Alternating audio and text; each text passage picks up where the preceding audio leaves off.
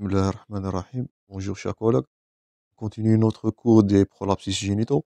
La fois passée, on avait vu classification de Baden et Walker qui est à retenir par cœur avec ces quatre stades. Je l'émincer le repère. Aujourd'hui, on continue notre conduite, puis à notre étude clinique aux examens paracliniques au spéculum, au toucher vaginal, au toucher combiné. On va voir dernièrement le traitement de ces prolapsus. Toujours, tous ces supports sont dans la description. Toujours abonnez chers collègues si vous n'êtes pas encore. Maximisez vos partages au maximum pour que les vidéos atteignent le maximum nombre des étudiants le plus tôt possible. Et on conclura notre séquelle, notre cours de prolapsus.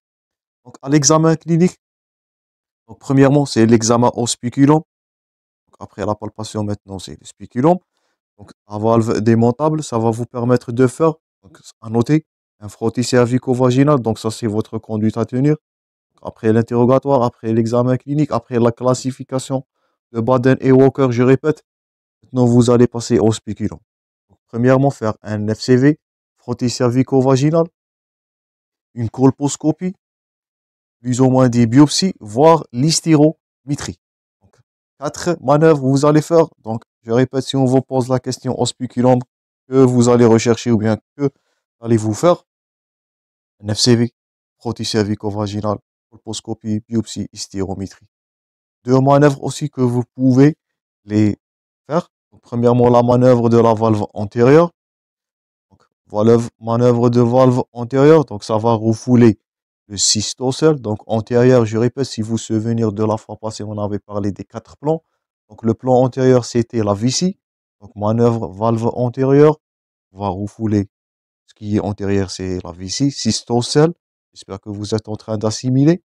Et ça va explorer la paroi vaginale postérieure.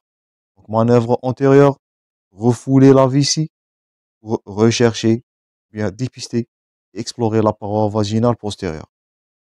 L'inverse est correct. Deuxième manœuvre, c'est la manœuvre de valve postérieure. Donc, il va explorer quoi? Donc, c'est inversé, que ça va explorer la paroi vaginale antérieure. Et elle va rechercher quoi? Elle va rechercher les fuites urinaires qui sont masquées souvent devant les cystocèles. Donc, je répète au spéculum, 4 examens, 4 gestes à faire. CV, colposcopie, plus ou moins biopsie et l'hystérométrie. La manœuvre de la valve antérieure, je répète, pour explorer la paroi vaginale postérieure. Faites attention à confondre.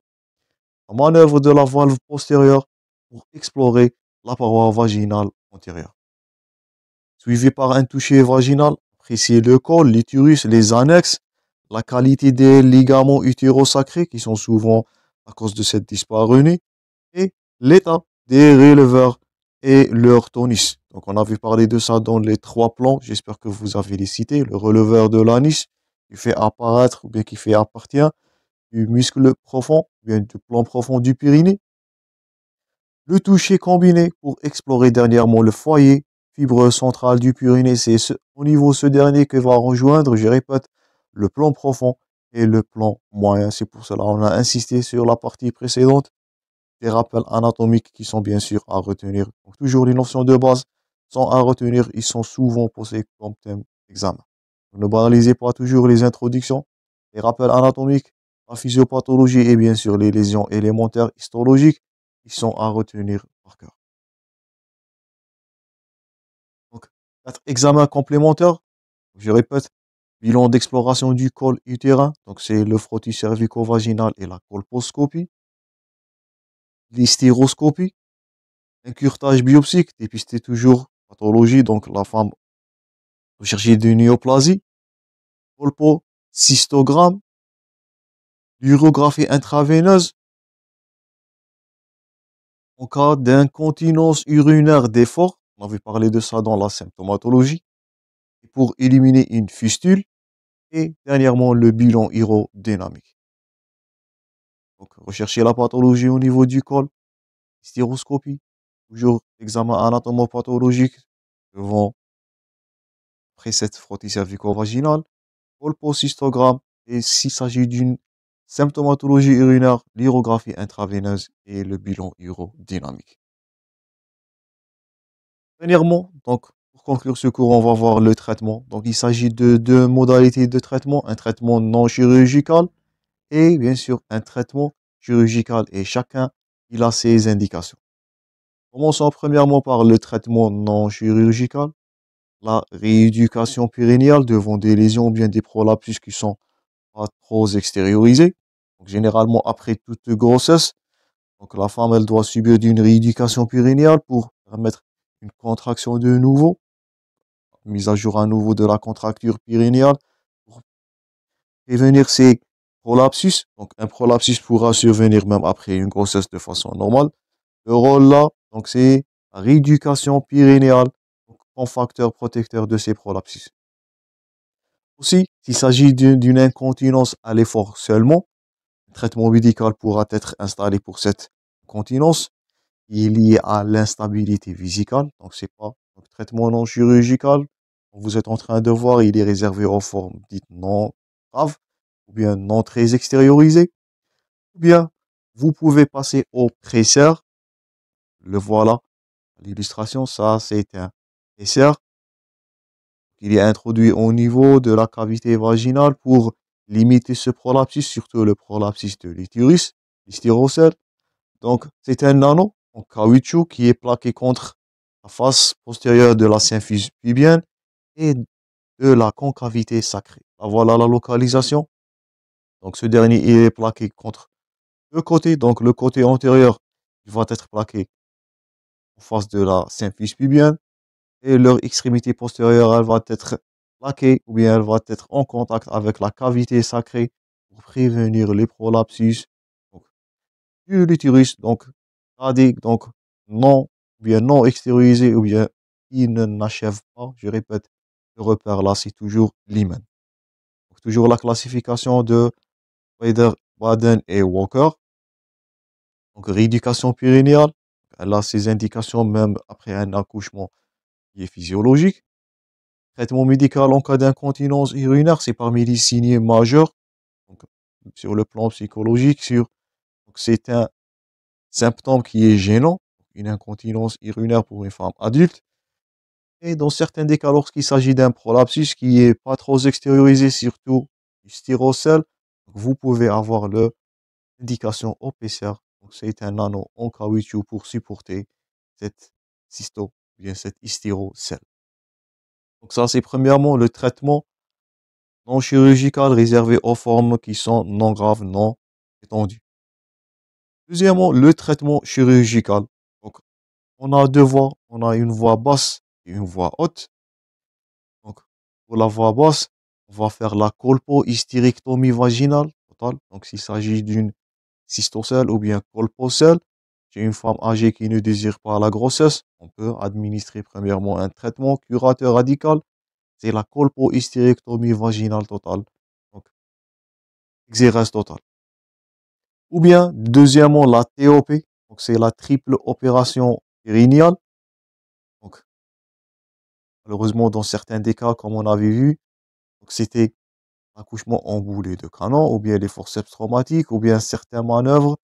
Donc, ça pourrait, bien, ils peuvent endommager ou bien altérer la structure de périnée. Donc, on va faire la TOP, triple opération périnéale. Donc, rétablir premièrement le soutien de la paroi vaginale antérieure, rétablir le soutènement de la paroi vaginale postérieure, et troisièmement, rétablir la suspension de la région du dôme vaginal. Généralement, c'est une intervention lourde et après certains dégâts, je répète, comme l'accouchement en boulet de canon. Donc, malheureusement, ça serait trop difficile de rétablir la structure anatomique du périnée car elle est très très compliquée comme vous avez vu au début de ce cours. Donc, voie basse, le choix. Colpo-hystérectomie chez la femme âgée qui ne désire pas la grossesse. Si ce n'est pas le cas, TOP, triple opération périnéale. Donc, établir le soutien de trois parois, paroi antérieure, paroi postérieure et la dôme vaginale. Deuxième modalité, elle est faite par voie haute. Donc, c'est la pixie post de l'isthme au niveau de la tache ligamentaire, donc prévertébrale L5 et S1. On va attacher l'isthme au niveau de la tache ligamentaire. Donc, elle s'appelle la promontofixation cilioscopique. Donc 3 manœuvres chirurgicales, colpohystérectomie vaginale, la TOP et la promontofixation cilioscopique. Pour les mieux comprendre et les mieux visualiser, on va passer comme d'habitude à l'illustration. Donc là voilà la première manœuvre, c'est la colpohystérectomie. Donc on va faire l'exérèse du col, même une partie de l'utérus, par voie vaginale. Donc ça c'est la première indication chez la femme âgée non désirante de grossesse. Là deuxièmement, donc ça c'est la technique, les 3 temps. Premièrement, donc l'incision, deuxièmement, donc le temps vasculaire et troisièmement l'exérèse. Donc ça c'est le fragment en 3. Ça c'était le fragment qui a été en prolapsus. Donc l'élimination ou bien l'exérèse chirurgicale, première indication, première méthode. Deuxièmement, là, c'est la manœuvre donc, triple. On va essayer de voir la réparation, mais malheureusement, c'est une manœuvre lourde. Donc, les résultats ne sont pas toujours satisfaisants. Et dernièrement, là, c'est la promontofixation. Donc, qu'est-ce que vous notez? Donc, c'est la fixation au niveau de L4, bien la vertèbre, plutôt la jonction L5-S1. Donc, c'est la fixation de l'utérus et même de la vessie, et même aussi peut-être en cas de rectocèle, même de rectum, au niveau de cette jonction vertébrale pour limiter leur prolapsus. Donc ça, c'était les 3 méthodes. Donc chacune, elle a ses indications. Donc femme non désirante, donc c'est la colpohystérectomie par voie vaginale. S'il y a de la chance d'avoir la réparation, vous allez tenter la triple manœuvre. Et dernièrement, donc, s'il s'agit d'un prolapsus à répétition, vous allez faire la colpo, bien plutôt la promontofixation au niveau de la jonction, gardez-vous en tête, L5 et S1. Donc on revient pour conclure le cours. Donc dernièrement, conclusion et quelques messages à retenir. Donc le prolapsus génital, c'est une pathologie multifactorielle et complexe dont la physiopathologie n'est pas encore parfaitement connue. Il s'agit d'une pathologie fréquente. Ça, c'est l'intérêt de la question de ce cours. Le nombre des patientes prises en charge devrait augmenter en raison du vieillissement de la population. Donc, elle a une relation avec le vieillissement, la ménopause. Si vous vous souvenez des facteurs de risque, ils sont à retenir. Donc, vieillissement, ménopause, facteurs favorisant de ces prolapsus. Un bilan préopératoire doit être exhaustif et pluridisciplinaire pour le choix de cet traitement, soit non chirurgical, voire chirurgical. L'information de la patiente et sa participation à la décision thérapeutique sont très importantes, surtout si cette dernière elle est désirante d'avoir une grossesse. Les données de la littérature ne permettent actuellement pas de proposer un traitement chirurgical optimal malheureusement, donc la TOP. Malheureusement, s'il s'agit des lésions au niveau du périnée, ce dernier, c'est une structure multiple avec 3 plans profondément en contact avec eux. Donc, généralement, donc, les résultats ne sont pas optimaux, surtout chirurgical. Le traitement parfait permettra de diminuer le risque de récidive sans complication. C'est le cas de la promontofixation, comme on avait vu dans l'illustration. Et dernièrement, le traitement doit être personnalisé en fonction des données de l'interrogatoire, de l'examen clinique et bien sûr du souhait de la patiente si cette dernière désirante de grossesse ou non, et même sur le côté esthétique. Donc ça, c'est tout pour les prolapsus génitaux, chers collègues. Je vous remercie pour votre attention. On se rencontrera prochainement dans d'autres thèmes. Merci pour votre attention. Bon courage toujours à vos préparations et à la prochaine.